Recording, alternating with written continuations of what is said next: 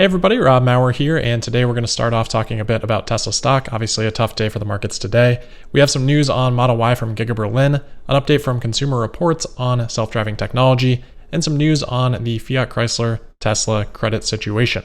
So Tesla stock today was down 4.4% to $406.02. That compared to the NASDAQ down 3.7%. So I think most of that move in Tesla was macro driven. The S&P 500 and the Dow Jones Index had their worst days since June. I don't think volatility should be too unexpected. Of course, we're heading into the US federal election next week. That's on Tuesday. And a lot of places today are attributing the down market to a continued rise in COVID-19 cases. And in some locations, that is causing restrictions that had previously been relaxed to be put back in place. So, for example, I'm pretty close to Chicago. We heard today or yesterday that they are closing down indoor dining. And as we head into winter, obviously, outdoor dining can be a little bit less appealing. So that can have even a bigger economic impact than it would have during the summer months, for example. And I know places like Colorado, they're adding more restrictions, doing things like closing down gyms.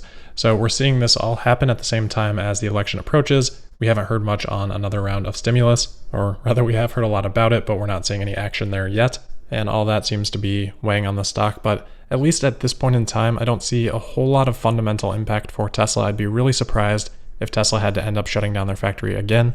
I think Elon's comments and actions last time that happened would make it a difficult move politically to do that. But it's also not outside the realm of possibilities, so we'll keep an eye on things as they develop.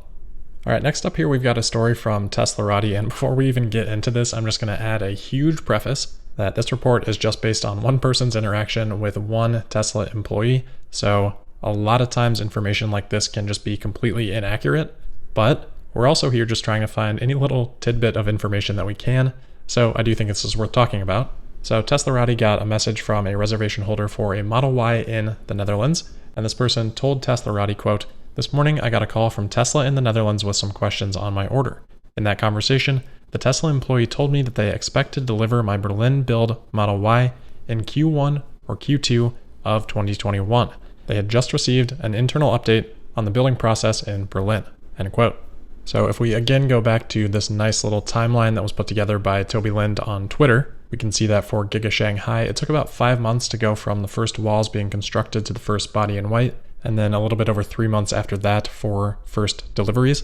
If Berlin can stay on that same schedule, which so far it's actually been a little bit ahead of schedule from what the timeline was for Shanghai, could be looking at the first body in white sometime in January, and then maybe first deliveries sometime around April, or maybe even March. And again, that's based on Shanghai, and there does seem to, right now at least, be a possibility of Berlin tracking even faster.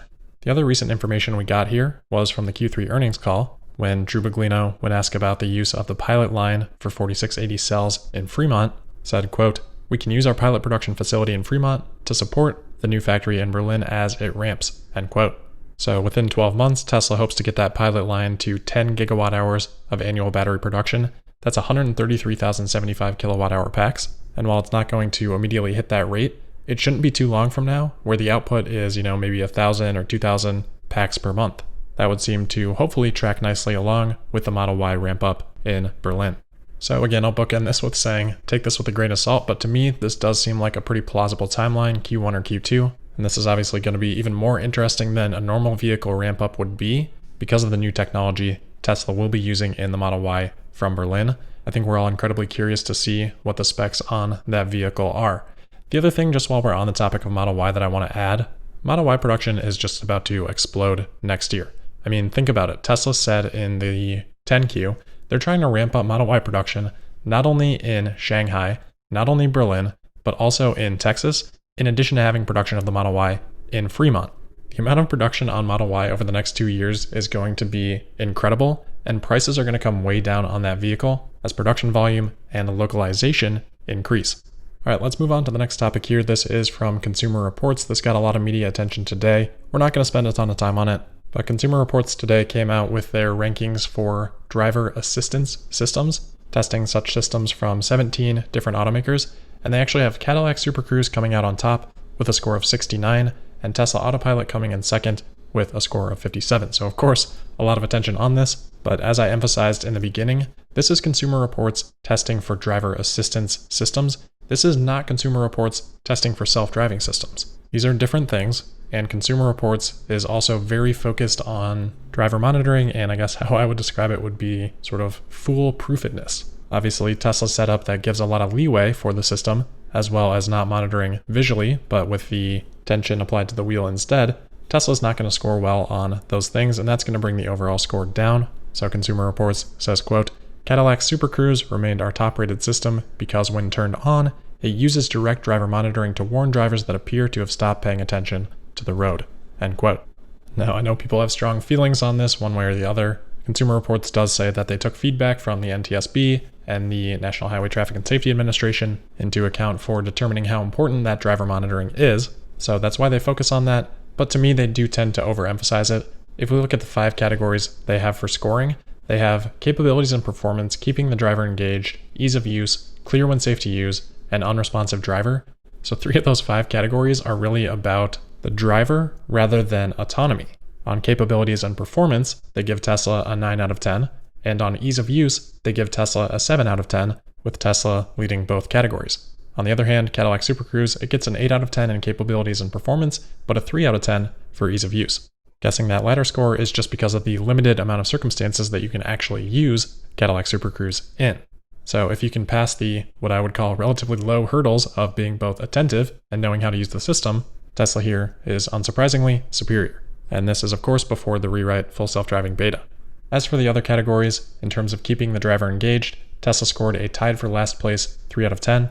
For clear when safe to use, Tesla again tied for last with a score of 2 out of 10. And for unresponsive driver, Tesla was middle of the pack with a 6 out of 10. So hopefully some of that detail helps. For me personally, I just philosophically don't really agree with how some of these scores are being weighted. That's kind of been my stance on the past with Consumer Reports reporting, particularly around reliability and quality. We've talked to them actually a number of times. We've had Jake Fisher, Director of Automotive Testing, on twice, as well as Kelly Funkhauser, the head of Connected and Automated Vehicles. I'll put links to those in the show notes if you do want to go back and listen to those older interviews to kind of get a feel for Consumer Reports' perspective on Tesla.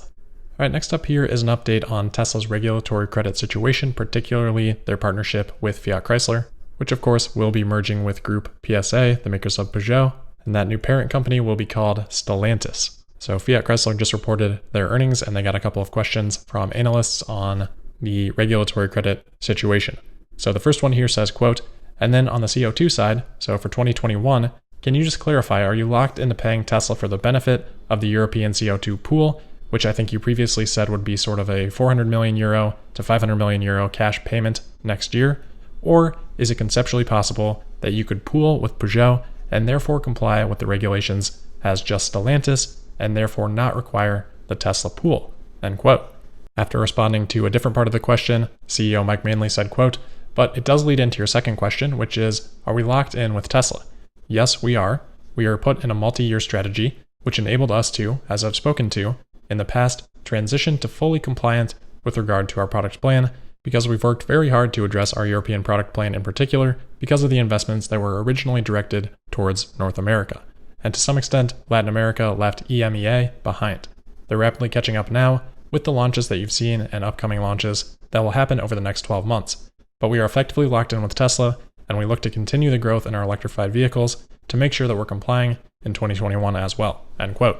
So we have heard some people say that Tesla pulled forward credits into this year and that there wouldn't be any next year. Obviously, that doesn't seem to be the case here, even though the CEO did not necessarily confirm the exact dollar amount. That was brought up in response to another question from an analyst at JP Morgan, asking if they could talk a little bit about their industrial costs in Europe, which to me, from their earnings deck, looked like they were 185 million euros more than they were for Q3 2019. Fiat Chrysler's CFO took that question, saying, quote, yeah, so regarding our industrial costs in EMEA in Q3, as I mentioned, the main drivers of the cost were compliance costs, about half of them related to shipments of vehicles between mild hybrids and plug-in hybrid EVs in the quarter with the Dodge cost. And then you can see also in the walk, some of the price recovery we're getting on those technologies in the marketplace, and then the rest of it is basically credit purchases under the pooling agreement with Tesla. Going into Q4, we expect the industrial costs to be actually more negative because we're going to have more shipments of plug-in hybrid EVs, and that's in Q4, end quote. So kind of a lot to break down there, but basically, again, those industrial costs in Europe, Middle East, and Asia, EMEA, those were 185 million euros more negative than last year, and he's saying half of that was because of the credit agreement with Tesla. So maybe around 90 million more euros than last year, but I don't know exactly when that agreement was signed and if there were any credits last year that they were paying to Tesla for their third quarter. If we look into the earnings report further, we can see that they say, quote, included within cost of revenues for the 3 and 9 months ended September 30th, 2020 were amounts of 205 million euros and 532 million euros, respectively, which represents the accrual of regulatory expenses and the utilization of regulatory credits, primarily in North America and EMEA, end quote.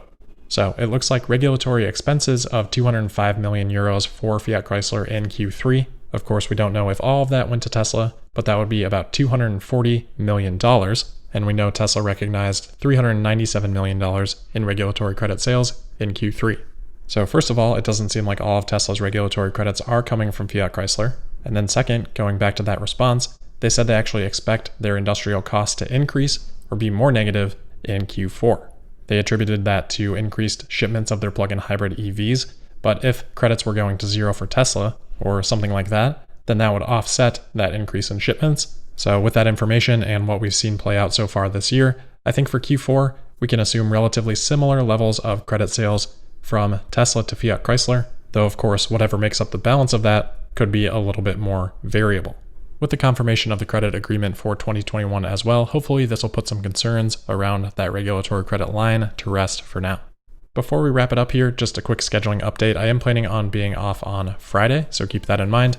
Otherwise, make sure you're subscribed and signed up for notifications. You can also find me on Twitter at Tesla Podcast, and I will see you tomorrow for that Thursday, October 29th episode of Tesla Daily. Thank you.